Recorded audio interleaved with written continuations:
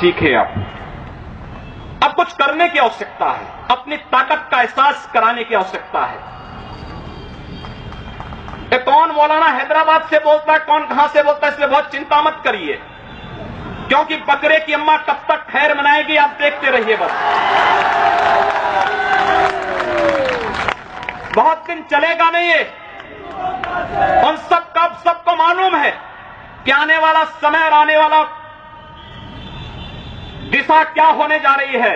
यह हिंदुत्व की सदी है और हिंदुत्व की सदी केवल भारत की नहीं दुनिया की सदी होगी। पूरी दुनिया के अंदर हिंदुत्व का झंडा एक बार पुनः मजबूती के साथ भगवा झंडा दुनिया के अंदर कोने कोने में लहराएगा। उसके अनुसार एक बार पुरुषार्थ किए जाने की आवश्यकता है। हिंदू कभी निराशावादी नहीं हो सकता है, कभी नहीं। दुनिया के अंदर तमाम संस्कृतियां मिट गई, तमाम परंपराएं मिट गई, सब कुछ नष्ट हो गया, कोई पूछने वाला नहीं, इतिहास में नाम शेष हो गए।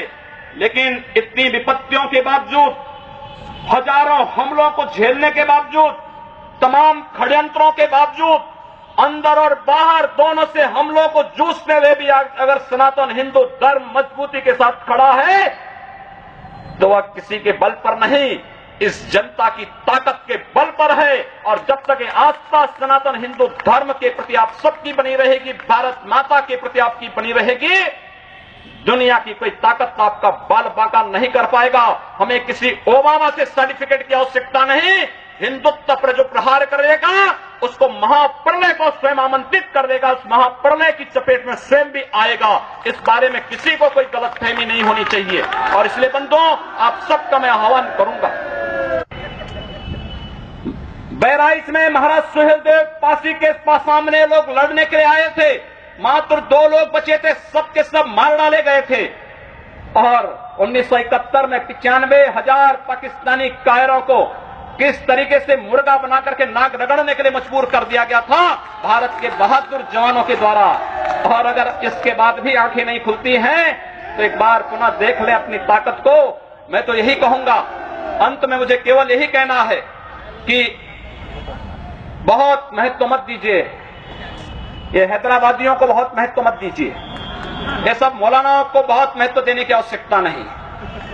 दुनिया के अंदर जहां भी जाएंगे शक की निगाहों से देखे जाएंगे। भारत का संत दुनिया के अंदर कहीं भी जाता है सम्मान की निगाहों से देखा जाता है। पूरी दुनिया के अंदर जहां भी भारत की संत परंपरा जाती है। सिंगापुर में मैं गया, मैं देर में पहुंचा, जब एयरलाइंस में बैठने के लिए हुआ तो उसने मेरे कपड़े देखे और सबसे आगे की सीट में बैठे हुए लोग वो खड़े हो गए, वो मुझे बुलाने लगे कि आप आगे। मैंने कहा नहीं, मेरी सीट पीछे। कहा नहीं आप आगे बैठिए। वहां की थाईलैंड में गए, वहां की बस में आगे की 2 सीट तो केवल संतों के लिए है, यानी मुफ्त में यात्रा करिए, जितनी यात्रा कर सकते हैं। दुनिया के अंदर कहीं भी आप जाएंगे, भारत की संत परंपरा का सम्मान है और भारतीय नागरिकों का सम्मान है। यह भारतीयता की देन है। ओबामा जी, इसके लिए किसी से हम लोगों को सर्टिफिकेट लेने की आवश्यकता नहीं। हमारा प्रमाण हमारी विरासत है, हमें जो कुछ भी मिला है वह दुनिया के सामने है। लेकिन याद रखना, अगर कोई हिंदुत्व को छेड़ेगा तो वह मानवता की बर्बादी का संदेश होगा और कुछ नहीं होगा। हिंदुत्व दुनिया के अंदर सुख और शांति का प्रतीक है और विश्व हिंदू परिषद इसका नेतृत्व कर रहा है। विश्व सुरक्षा की गारंटी हो। मैं कहता हूं भारत के मौलानाओं से और भारत के पादरियों से भी, आज ISIS नाम का एक आतंकी संगठन इराक और सीरिया के अंदर जिस निर्ममता के साथ मानवता को कुचल रहा है, वहां पर यजीदी समुदाय के साथ साथ तमाम अल्पसंख्यक समुदायों को बड़ी निर्ममता के साथ काटा जा रहा है। और यही नहीं, शिया मुसलमानों को भी मारा जा रहा है, उसी बर्बरता के साथ काटा जा रहा है।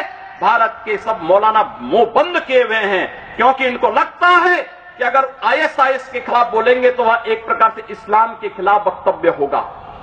क्या इस्लाम का स्वरूप या बर्बर स्वरूप है इस्लाम का? हम आखिर साबित क्या करना चाहते हैं?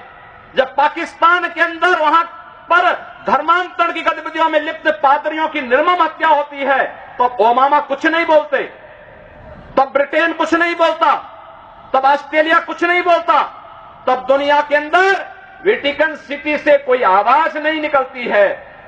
मैं एक दिन पढ़ रहा था मक्का के बारे में, सऊदी अरब के इस पवित्र शहर के बारे में।